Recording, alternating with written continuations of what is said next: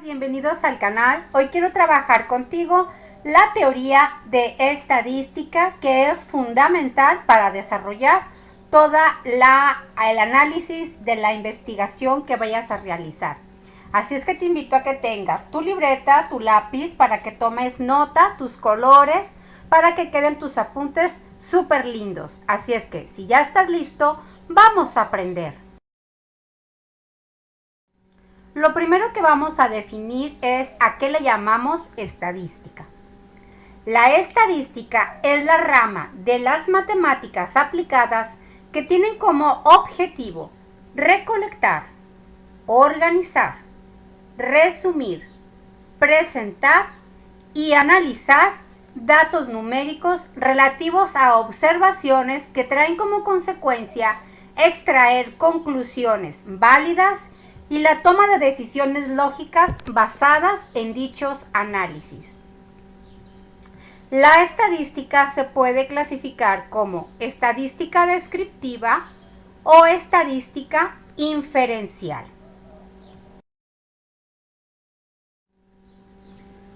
La estadística descriptiva toma los datos o valores o puntuaciones recolectados en el experimento que se describen para cada una de las variables. La inferencial lleva al investigador a tomar las decisiones con base en la información parcial de la estadística descriptiva.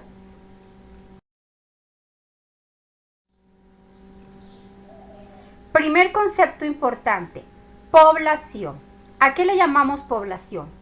Al total de objetos, valores, cosas o personas que se van a estudiar. La población puede ser tan grande o pequeña, depende de lo que vayamos a estudiar. Por ejemplo, yo puedo estudiar a toda la población que habita en el país de México. Sin embargo, otra población que puedo estudiar son a los adultos mayores de 80 años que viven en el país de México. Segundo concepto importante: muestra. ¿Qué es la muestra? La muestra es una porción representativa de la población. Es decir, es un subconjunto del conjunto más grande que representa significativamente a la población. Aquí tenemos, por ejemplo, la población, y una muestra es una parte representativa de la población total. Tercer concepto: variable. ¿A qué le llamamos variable? Es una característica, atributo, propiedad o cualidad de los sujetos o las cosas que pueden adquirir distintos valores numéricos o categorías. Las variables se clasifican como cualitativas o cuantitativas. Las cualitativas se subdividen en ordinales y nominales. Las cuantitativas en discretas y continuas.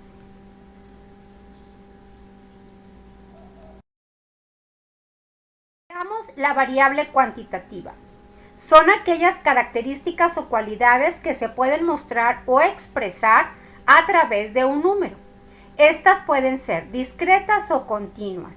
Las discretas utilizan valores enteros y no finitos. La palabra clave: contar.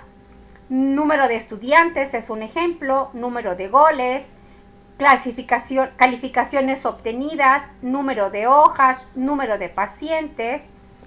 Y las continuas utilizan valores finitos, objetivos y decimales. Su palabra clave: medir. Por ejemplo, el peso, la altura, la temperatura, el volumen, la densidad, la talla, toneladas, etc. Las variables cuantitativas se distinguen porque pueden expresar sus valores con números, porque utilizan diagramas de barra para otorgar cifras en encuestas o entrevistas, porque son utilizadas en las encuestas y las entrevistas para proporcionar un mayor análisis de la información y porque utilizan gráficos como diagramas integrales o diferenciales para mostrar la frecuencia relativa de las variables. Ahora, la variable cualitativa. Son aquellas que se refieren a las propiedades de los objetos de estudio. Se pueden clasificar, pero no pueden ser medidos en cantidad. Se clasifican en ordinales y nominales. Las ordinales pueden ser ordenadas de menor a mayor o viceversa. Las nominales marcan una distinción que debe de ser excluyente. Por ejemplo, ordinales tenemos nivel de escolaridad, grados de aprovechamiento, nivel socioeconómico, grado de enfermedad, grados de dolor. Y como ejemplos de las variables nominales tenemos sexo, nacionalidad, estado civil, marca de automóviles, tipo de profesiones, partidos políticos, entre otras. Siguiente concepto importante, dato. El dato es un valor particular observado de la variable que se recoge, organiza y analiza. Los datos pueden estar obtenidos y mostrados en desorden.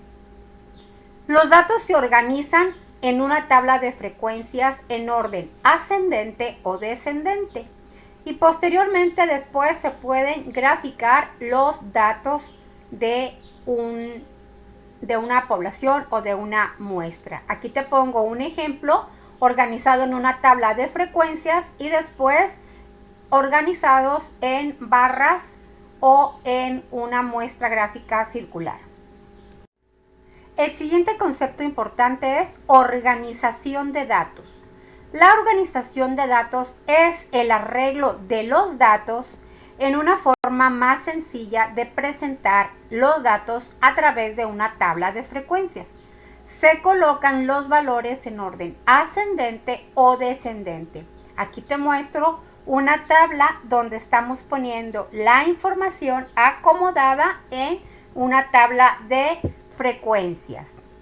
Ventajas para poder organizar nuestros datos. Primero, nos permite determinar rápidamente cuáles son los valores mínimos y máximos. Segundo, nos da la oportunidad de dividir fácilmente los datos en secciones. Y finalmente nos permite detectar los datos que aparecen en nuestra investigación. Las frecuencias, cuando hacemos nuestra tabla, lo dividimos por frecuencias y existen varios tipos de frecuencias. La frecuencia es la cantidad de veces que se repite un determinado valor de la variable. Existe la frecuencia absoluta, que es el número de veces que se repite un dato en un conjunto de todos los datos observados y se representa como F minúscula y minúscula.